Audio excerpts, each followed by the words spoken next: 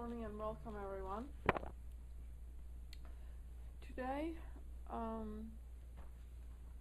is a very special day for the Christian world, but when we understand the symbology of the day, we will understand that it is important worldwide, because symbols represent realities on the upper realms as well as on the lower. This lodge meets every Sunday at 11 a.m. and it has a study class on the first and third Sundays of the month, following the discussion of a particular topic by a student. We meet at 4865 Cordell Avenue, Suite 230, Bethesda. We can be found on the web at www.ultdc.org, and also we can be contacted by email at ultdc.org. The policy of this lodge is independent devotion to the cause of theosophy without attachment to any theosophical organization. This is one of its major clauses, which each student then lives within himself or herself.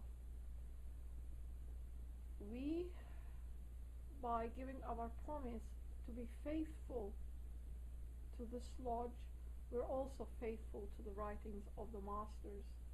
The original writings are always present in the world, but as the time goes on, since especially the 19th century, when HPV brought it out once again, suitable for the 20th century mind of the race, which she came to influence and move in the direction of its higher possibilities and show us that with intuitive powers coming from our Buddhic nature, we truly can become emancipated human beings living in the world, representing all of the higher faculties of our nature in the service of humanity.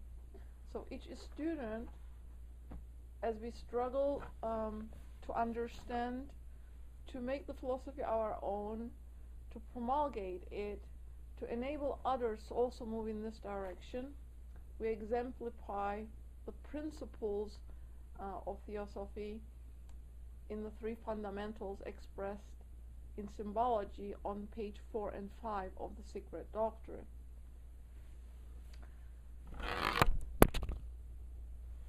The talk today is on the symbology of Easter, and our reading comes from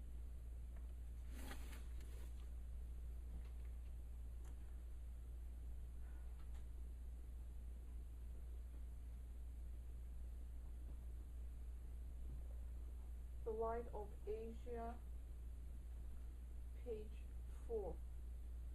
Queen Maya stood at noon, her days fulfilled, under a palsa in the palace grounds, a stately trunk, straight as a temple shaft, with crown of glossy leaves and fragrant blooms, and knowing the time come for all things new, the conscious tree bent down its boughs to make a bower about Queen Maya's majesty, and earth put forth 1,000 southern flowers to spread a couch.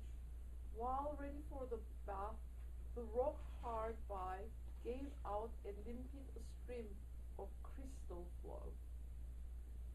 So she brought forth her child pangless, he having on his perfect form the marks 30 and 2, O blessed birth, o which the great news to the palace came. But when they brought the painted palanquin to fetch him home, the bearers of the poles were the 4 regions of the earth, come down from Mount Sumeri, they who write men's deeds on brazen plates, the angel of the east, whose hosts are clad in silver robes,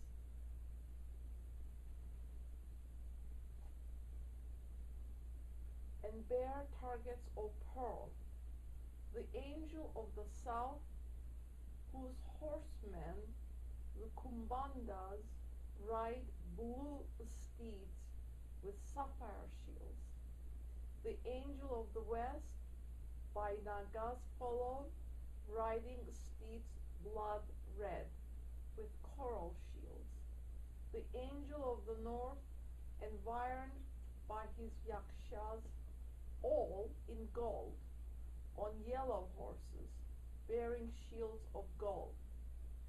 These, with their pomp invisible, came down and took the poles, in cast and outward garb like bearers, yet most mighty gods.